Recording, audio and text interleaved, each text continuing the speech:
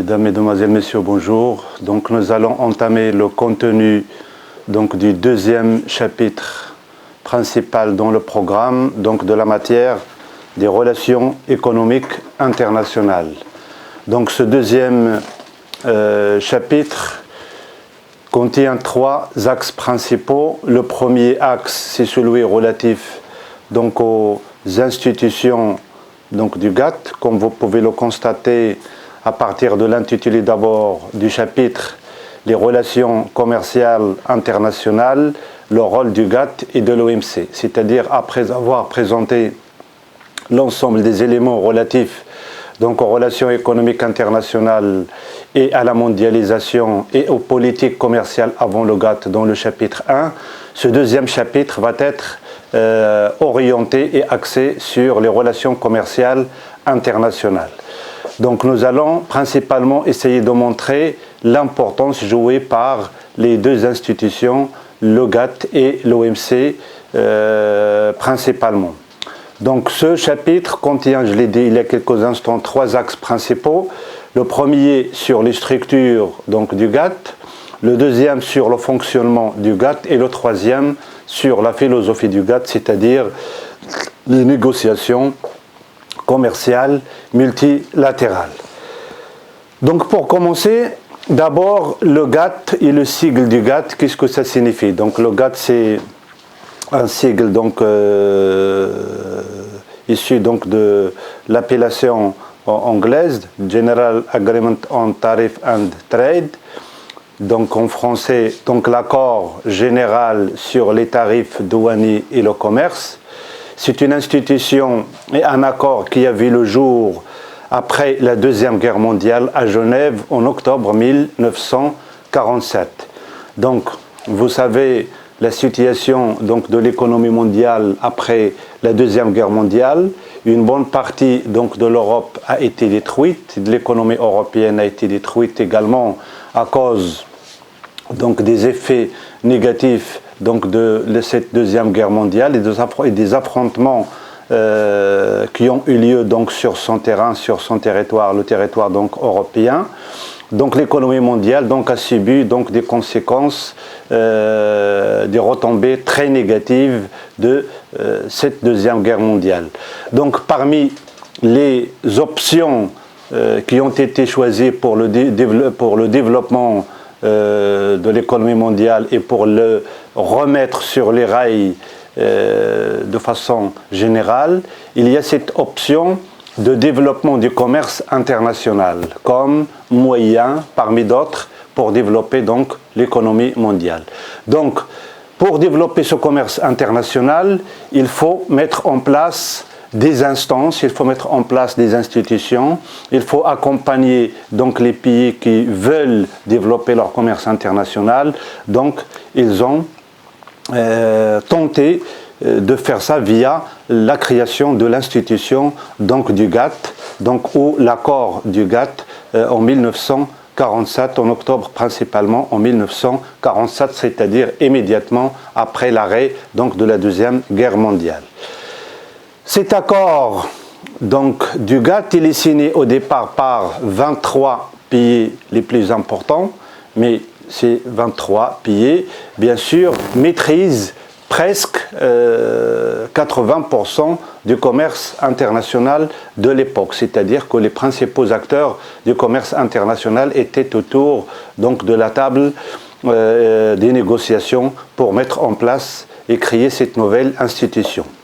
L'objectif, je l'ai signalé il y a quelques instants, c'est de construire un système économique mondial qui fonctionne harmonieusement, c'est-à-dire une volonté de mettre en place un commerce soi-disant équitable, un commerce qui prend en considération les situations des différents pays qui souhaitent intégrer cette institution, cette nouvelle institution.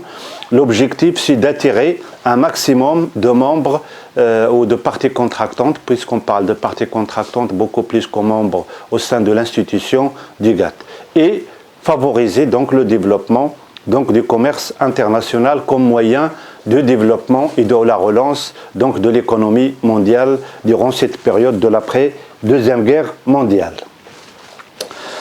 Donc pour ce faire, donc cette institution ou cet accord, donc le GATT ou l'accord général ou l'accord de Genève, ce sont les trois, ce sont les mêmes appellations. On parle donc du GATT, donc avec la signification que j'ai précisée tout à l'heure. On parle également de l'accord général et on parle de l'accord de Genève. Ces trois, c'est les mêmes appellations. C'est la même chose pour parler du GATT. Donc c'est l'accord général, l'accord de Genève et le GATT. اتفاقية جنيف أو الاتفاقية العامة أو le GATT تسميات ثلاث لنفس الشيء. Donc cet accord du GATT reposait sur 5 principes généraux. مبادئ عامة خمس. Le premier, c'est le principe des avantages consentis, donc principe des avantages consentis, c'est-à-dire quoi? C'est-à-dire ne pas faire de discrimination entre les pays. C'est-à-dire une fois que vous êtes membre de cette institution du GATT, vous êtes sur le même pied d'égalité que les autres parties contractantes ou les autres pays donc, qui ont déjà signé cet accord. Le deuxième principe, c'est le principe de la consolidation des droits de douane. Qu'est-ce que ça veut dire la consolidation des droits de douane? C'est l'obligation de déclarer les droits de douane maxima. C'est-à-dire quand vous êtes candidat pour entrer dans l'institution du GATT, vous déposez votre dossier. Dans ce dossier, parmi les choses qui sont importantes, c'est, après bien sûr l'engagement du respect des objectifs et des principes du GATT, donc il y a un principe qui nécessite que vous signalez vos droits de douane maxima. On va voir dans les séances à venir pourquoi cette obligation de déclarer les droits de douane maxima par rapport aux différents types de biens économiques. C'est parce qu'après, une fois qu'il y a eu les négociations qui vont avoir lieu dans les cycles de négociation, donc les réductions de droits de douane sur lesquelles les parties contractantes vont être d'accord, ils sont appliqués en fonction donc de ces droits de douane déclarés. Le troisième principe, c'est le principe du traitement national. Le traitement national, qu'est-ce qu'il veut dire? C'est obligation de traiter les produits nationaux et importés sur le même pied d'égalité. Une fois un produit est rentré sur votre territoire, en tant que membre du GATT, vous n'avez plus le droit de le traiter du produit de tel et le produit de tel pays. Non. Une fois le produit il est sur votre territoire, qu'il soit le vôtre ou pas, vous devez lui accorder le contenu de ce principe, c'est-à-dire de le traiter en tant que produit national. Vous n'avez plus le droit de dire ça c'est un produit chinois, ça c'est un produit du Vietnam, ça c'est un produit je ne sais pas quoi. Donc c'est un produit qui rentre dans le circuit du commerce international via un pays membre du GATT, donc vous n'avez plus le droit de dire que c'est un produit tel ou un produit tel pour faire allusion à une qualité quelconque. Le quatrième principe, c'est le principe de transparence des politiques commerciales, c'est-à-dire le principe de transparence des politiques commerciales, c'est-à-dire l'élimination des restrictions quantitatives. J'ai déjà parlé un peu de restrictions quantitatives dans une des séances précédentes. Donc, la transparence, ou le principe de transparence veut dire que si vous acceptez de devenir membre du GATT, donc vous êtes obligé de ne pas appliquer des mesures qui vont freiner le commerce international. Parce que je l'ai dit au départ, l'objectif du GATT c'est quoi? C'est le développement du commerce international, c'est l'encouragement du commerce international. Donc automatiquement, il y a nécessité que vous fassiez que vous comportez en tant que partie contractante au sein du GATT d'une façon transparente. Ne dites pas que j'applique les décisions du GATT en termes par exemple des réductions de droits de douane, mais de l'autre côté, vous imposez à vos partenaires des restrictions quantitatives, c'est-à-dire le quota تتحدد لهم واحد الكوطا ما يتجاوزوش في التصدير ديالهم في اتجاه البلد ديالك. Ça, c'est interdit normalement. Donc c'est le principe de transparence veut dire ça, le principe de transparence des politiques commerciales. Le cinquième et dernier principe, c'est le principe de la réciprocité des concessions tarifaires. Le principe de réciprocité. Donc on est dans une institution dans laquelle le principe important, c'est donnant. Tu ne veux pas entrer dans le GATT et attendre à ce que les autres pays vous donnent des droits et vous ne donnez rien. Donc il faut que vous donniez aussi des concessions tarifaires à vos partenaires, donc, qui sont les parties contractantes au sein donc, de cette institution du GATT ou de cet accord général du GATT. Donc pour mettre en place des politiques qui vont veiller sur l'application de ces principes généraux, لتطبيق السياسات تأخذ بعين الاعتبار هذه المبادئ الخمس الأساسية ديال الGATT, il faut qu'il y ait des structures qui vont veiller sur l'application de ces principes. Donc le GATT, en tant qu'accord général, occupe une place originale parmi les nouvelles institutions internationales de l'après-guerre. Quand on parle des institutions internationales de l'après-guerre, un certain nombre d'institutions qui ont vu le jour après l'arrêt de la Deuxième Guerre mondiale et qui ont été mises en place pour un certain nombre d'objectifs. Donc, dans ces institutions, donc, on va trouver la Banque mondiale, on va trouver le FMI, on va trouver même les Nations unies en tant qu'institution, mais aussi on va trouver le GATT en 1947. Donc, cette institution, il n'a pas le poids. Le GATT n'a pas le poids de la Banque mondiale ou du Fonds monétaire international. Mais c'est une institution qui est très importante parce qu'il a un but très précis qui est celui de développement donc du commerce international.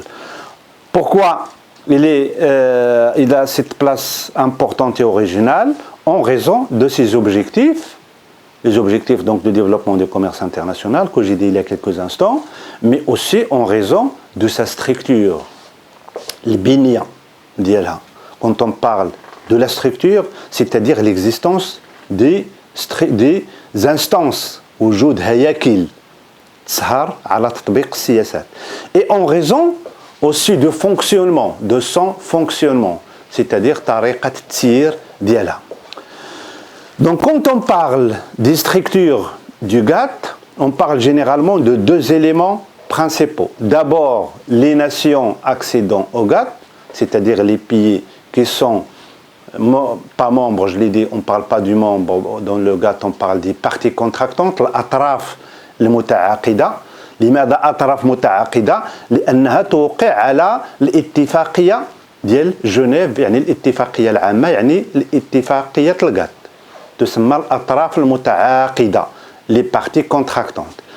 Le deuxième élément, c'est les instances du GATT, c'est-à-dire الهياكل التي تدبر الحياة اليومية للمؤسسة. Donc on va commencer par le premier point. Donc les nations accédant au GATT, c'est-à-dire l'ensemble des pays qui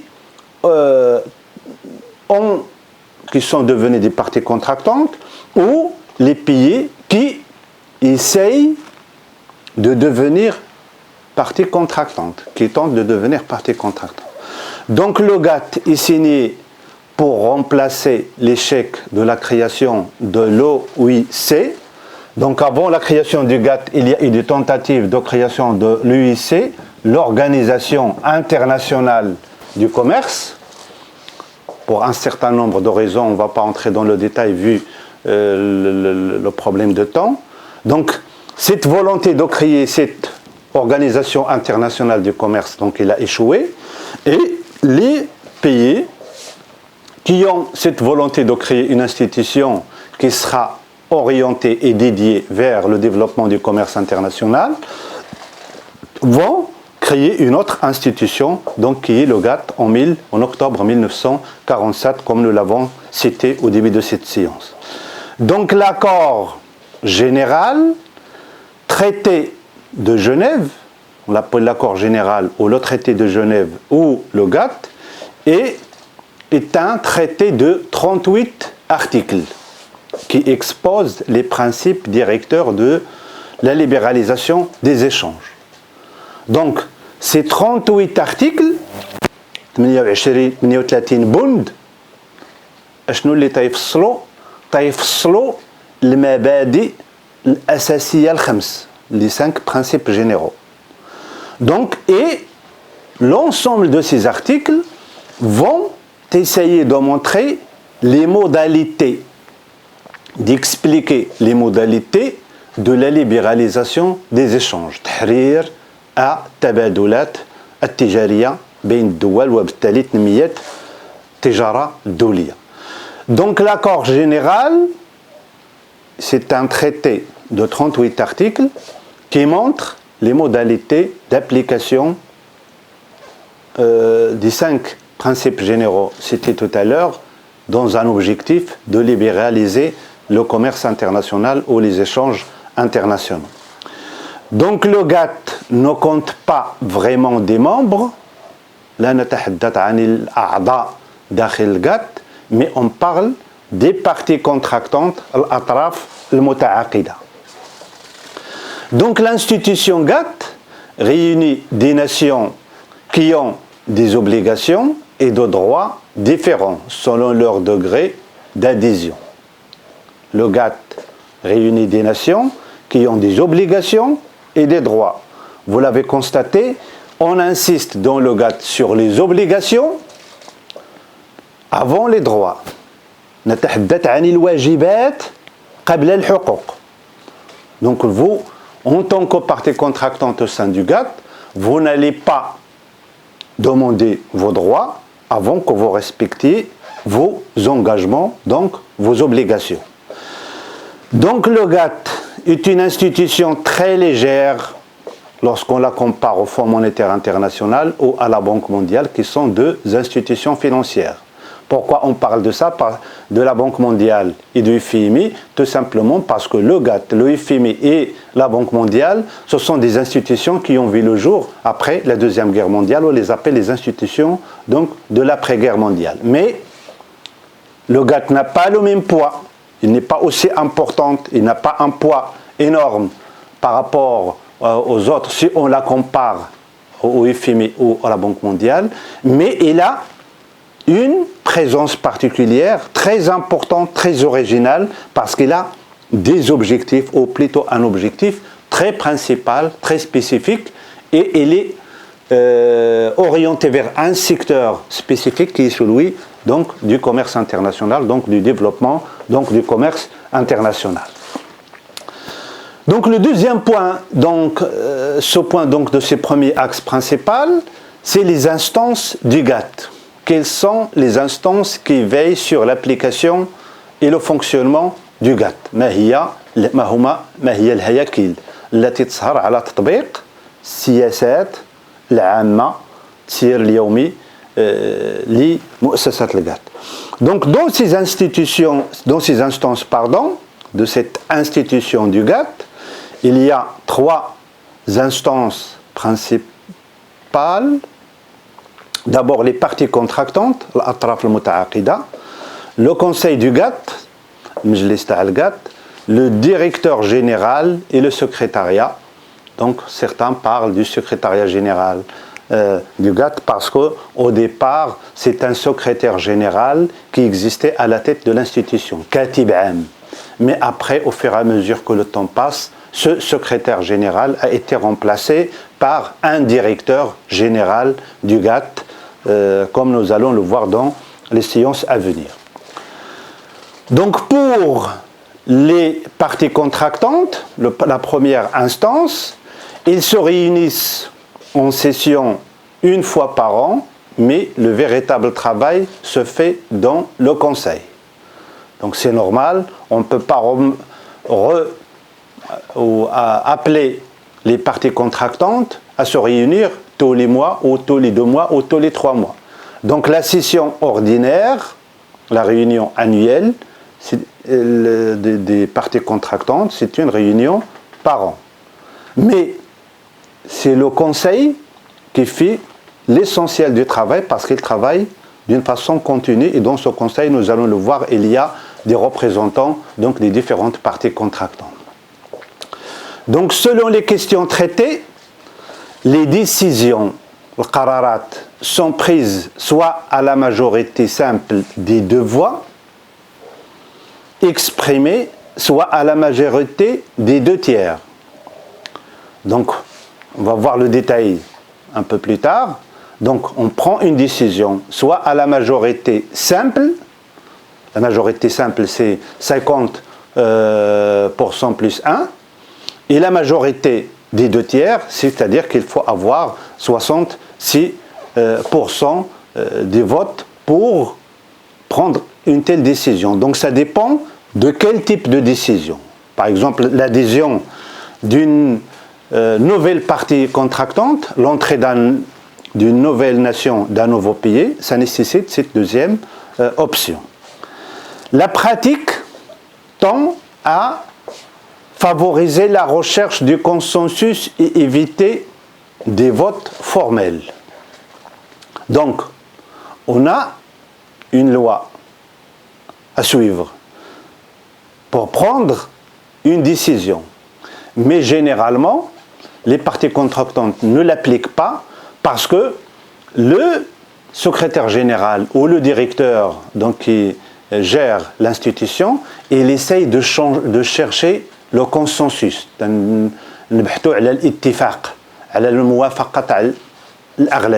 ne pas aller vers les votes formels. Pourquoi? Parce que quand on part vers les votes, il y a toujours des partis qui sont pour et d'autres partis qui sont contre.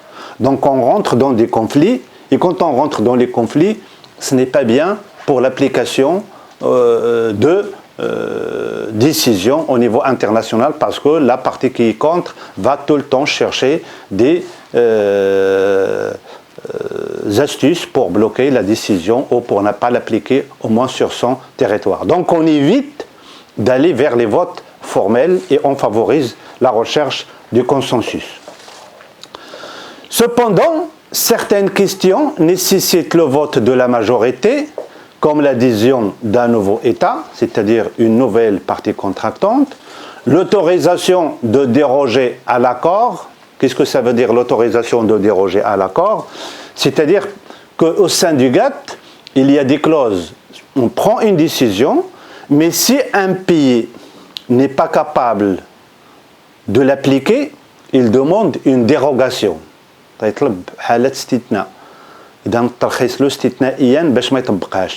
Donc, c'est déroger à la règle.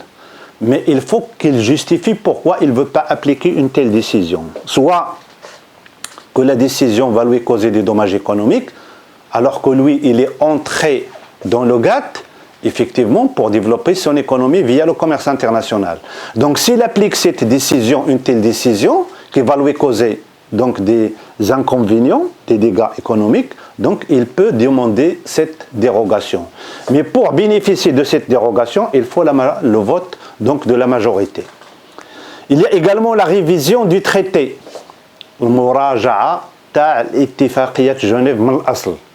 Donc ça nécessite aussi la majorité, sinon c'est pas parce que 2 ou 3 ou 5 ou 6 ou 10 ne sont pas pour et ils demandent la révision du traité, on va le faire. Non, pour réviser le traité, يعني مراجعة الاتفاقية والبنود ديالها تيخص التصويت تاع الأغلبية. Donc le GATT en tant qu'institution fonctionne sous le principe de l'unanimité, d'où les négociations longues et parfois difficiles de certains dossiers. On ne cherche pas à aller vers le vote, on cherche le consensus, on cherche l'unanimité. Donc, quand on cherche l'unanimité dans des réunions d'une telle importance, donc, on va vers des négociations qui sont très longues dans le temps. C'est pour ça que nous allons le voir dans les séances à venir. Les cycle de négociation, ne respectent pas généralement les dates et les périodes qui leur ont été fixées. Elles débordent tout le temps, comme c'est le cas du cycle de l'Uruguay. Pourquoi? Pour des raisons qui sont liées principalement soit à la difficulté des négociations et ou à la nature des dossiers traités, mais aussi à cause de cette recherche de l'unanimité des parties contractantes sur les décisions à prendre et à appliquer. Donc chaque session, la session ordinaire des parties contractantes, chaque session élit son bureau qui reste en fonction jusqu'à la session suivante. On a dit on ne peut pas fixer les représentants des parties contractantes sur place. Donc la réunion, c'est une réunion par an, mais il y a l'élection d'un bureau qui continue le travail et dans ce bureau, il est formé des présidents et vice-présidents des parties contractantes, le président du conseil du GATT et le président du comité de commerce. Donc les délégations qui représentent les parties contractantes, donc ils sont représentés au sein de ce bureau et ce bureau il est formé des présidents et vice-présidents des parties contractantes, le président du conseil du GATT et le président du comité de commerce. La deuxième instance, le conseil du GATT. Nous l'avons dit tout à l'heure, c'est lui qui fait la majeure partie du travail, ou l'essentiel du travail, il est fait au sein de ce conseil. Il a été créé par une résolution des parties contractantes en 1960. Donc vous le constatez, il n'existe pas dès 1947. Il fallait attendre 13 ans pour voir sa création. Donc c'est en 1960 qu'il a créé ce conseil du GATT. Il comprend des représentants de toutes les parties contractantes et c'est une instance non formelle. Donc pourquoi il y a les représentants des parties contractantes؟ علاش كاين ممثلين هاد الأطراف المتعاقدة داخل هاد الهيكل؟ لأن هو اللي كيستمر في العمل خلال سنة كاملة تيوجد الملفات باش يتعرضوا على الدورة المقبلة للأطراف المتعاقدة. Donc il comprend des représentants de toutes les parties contractantes, instance non formelle. Il se réunit tous les mois et effectue l'essentiel du travail. Donc c'est des réunions mensuelles au lieu de réunions annuelles pour les parties contractantes. Quelle est sa mission? On a vu la mission des parties contractantes, c'est la prise de décision. Donc quelle est la mission du Conseil du GATT? Il examine les politiques commerciales des nations adhérentes au traité de façon périodique. Donc, qu'est-ce que ça veut dire l'examen des politiques commerciales? C'est-à-dire que lorsque donc, il y a des pays qui sont déjà membres depuis longtemps, c'est-à-dire ceux qui sont à l'origine de la création de l'institution, donc ça, on ne va pas leur réviser leur politique commerciale tous les 6 mois. Non, ils étaient à l'origine, donc ils savent généralement ce qu'il faut respecter, donc leur politique peut être révisée par le Conseil tous les 4 ans. Il y a certains qui peuvent, leur politique commerciale peuvent être révisée tous les 2 ans. Il y a ceux qui sont nouveaux, leur politique commerciale peut être révisée tous les 6 mois. Donc pourquoi? Pour s'assurer que dans les politiques commerciales de ces pays, c'est-à-dire des parties contractantes, qu'il n'y a pas des lois qui sont contre les objectifs du GATT. Pourquoi? Parce que ça ne sert à rien d'intégrer le GATT avec une volonté de développer votre commerce international, mais de l'autre côté, vous publiez des lois à l'intérieur, la promulgation de lois à l'intérieur de votre pays qui sont contre les objectifs du GATT. Donc, ça ne marche pas. Donc, il faut que vos politiques commerciales soient ou vont dans la même direction que les objectifs généraux donc, de l'institution du GATT, à laquelle vous avez choisi d'adhérer.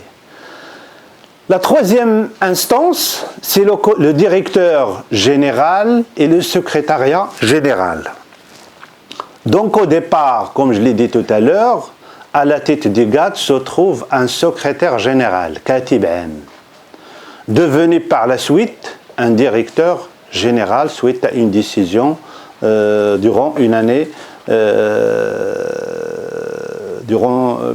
décision prise par les parties contractantes durant une des réunions du GATT. Donc le poste du directeur général est très important en raison du rôle d'arbitrage assumé par le directeur général. Le rôle d'arbitrage, dawr tahkimi.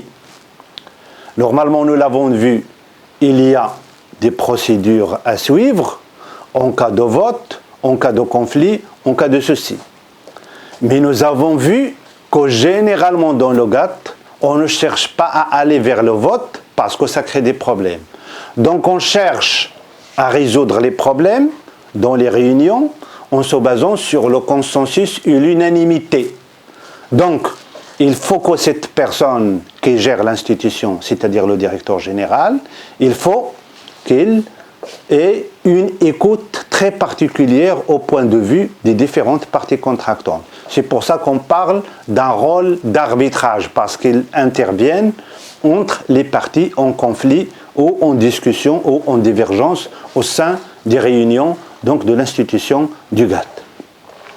Donc la nomination s'effectue selon le principe de consensus, encore une fois, qui caractérise donc l'institution du GATT. Donc ils peuvent aller vers le vote parce qu'il y a des lois qui précisent cette modalité, mais généralement, même la direction ou la désignation du directeur général, il se fait par le consensus, c'est-à-dire par une entente entre les différentes parties contractantes.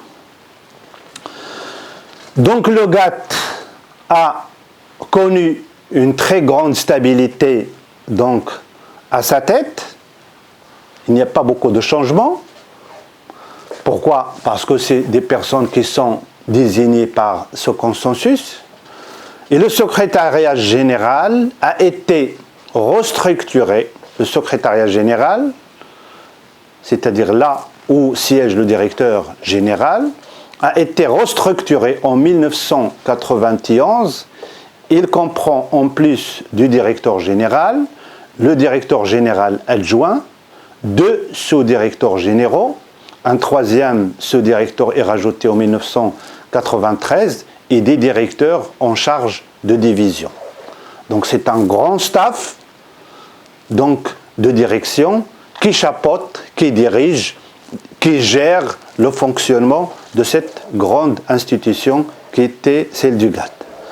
Donc le secrétariat général joue un rôle important. On a parlé de la mission, الوظيفة ولا الدور تاع الأطراف المتعاقدة. تحدثنا على la mission du secrétariat du conseil du GATT. Maintenant, c'est la mission. C'est quoi la mission? Le travail donc, du secrétariat général, il joue un rôle important en matière d'organisation de stages et séminaires de formation à la politique commerciale à destination des fonctionnaires des pays en voie de développement. إذا الدور ديالو هو هذا تنظيم الدورات التكوينية تنظيم الأيام الدراسية les séminaires dans le cadre de la politique commerciale en faveur de qui? En faveur des cadres des pays en voie de développement, parce que ce sont ces pays-là qui exprimeront un jour ou l'autre cette volonté d'intégrer le GATT, ou même des pays qui sont déjà dans le GATT, mais qui veulent perfectionner leur participation au sein de cette institution. Donc le rôle de ce secrétariat général, c'est l'organisation de stages et de séminaires de formation à la politique commerciale. Donc, fin de cette séance. Merci de votre attention et à la prochaine séance.